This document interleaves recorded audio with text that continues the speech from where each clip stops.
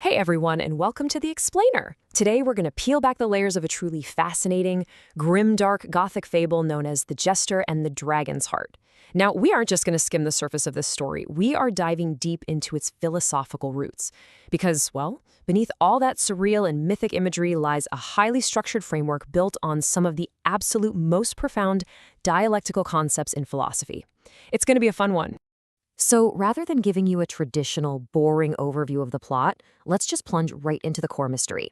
What happens when a kingdom completely loses its reflection? It's a pretty powerful thought, right? And it actually sets the entire dialectical conflict of our story into motion. Think about it. When a society can literally no longer see its own flaws, what kind of extreme forces are required to finally wake it up? Section 1. The Stagnant Kingdom. Okay, so every great dialectical, philosophical exploration has to begin with a fundamentally flawed status quo. And our starting point here is a society suffering from massive stagnation and a total inability to self-reflect. To bring this sort of abstract stagnation to life, the narrative uses these highly evocative, archetypal figures. We kick things off with the knight and the priest. Now, in this grim, dark setting, these guys aren't just your standard fantasy characters. They actually serve to ground massive metaphysical concepts. They represent the artificial facades that are masking this stagnant society. The priest, for instance, perfectly encapsulates what the source material calls the silence of heaven. It's this incredibly tangible, surreal representation of a complete moral void. And this brilliantly illustrates the real issue at play here, which is moral rot.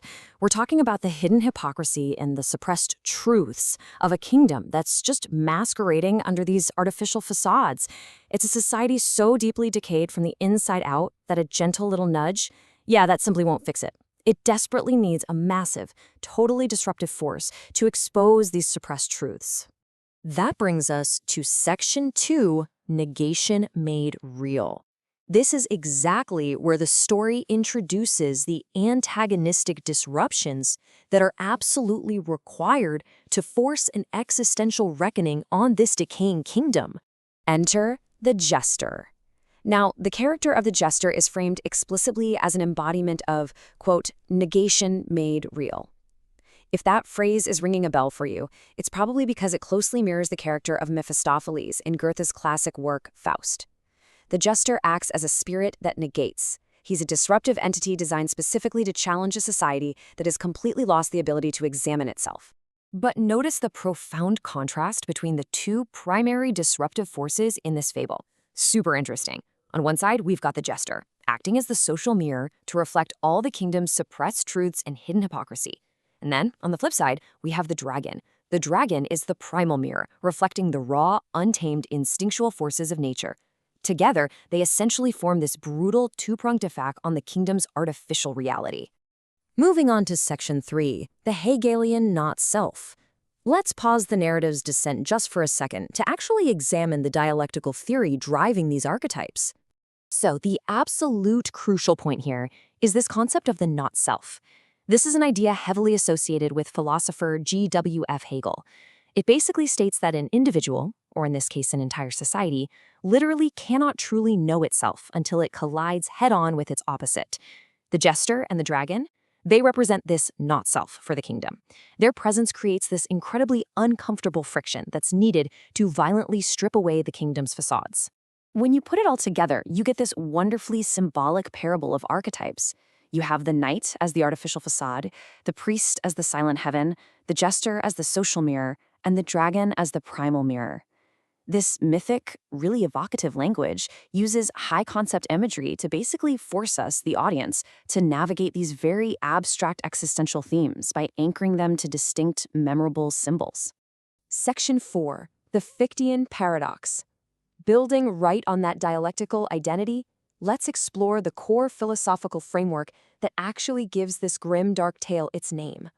Derived from the philosophy of Johann Gottlieb Fichte, this paradox is absolutely central to understanding what the jester's true purpose actually is. It's the idea that forces that appear purely negative, destructive, or oppositional can, paradoxically, serve as vital catalysts for a much greater good. So the jester doesn't just destroy out of pure malice, He isn't just a basic villain. Rather, his specific brand of creative destruction is a vital, totally necessary catalyst for the kingdom's ultimate growth.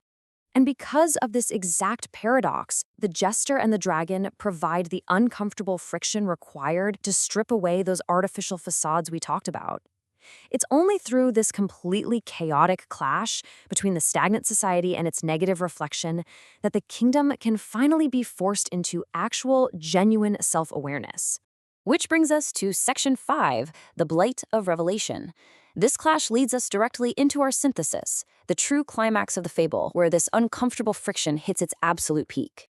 You know, the literary style of this fable is highly specific. The story uses this deliberately rhythmic structure to really emphasize these profound moments of realization.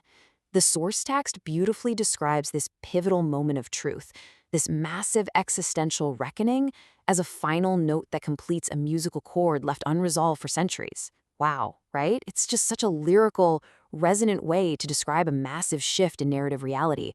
So this entire journey follows a rhythmic progression that we can call the dialectical descent. In step 1, we start with these really quiet, internal, intimate scenes of a rotting, stagnant society. Then, step 2 introduces that uncomfortable friction of negation via the jester and the dragon.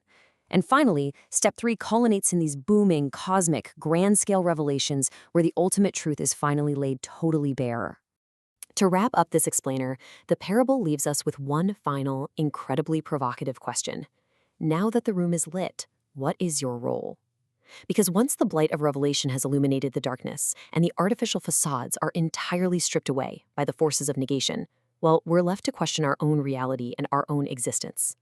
It is just a brilliant application of Fichtean and Hegelian philosophy, all wrapped inside a totally captivating Gothic myth.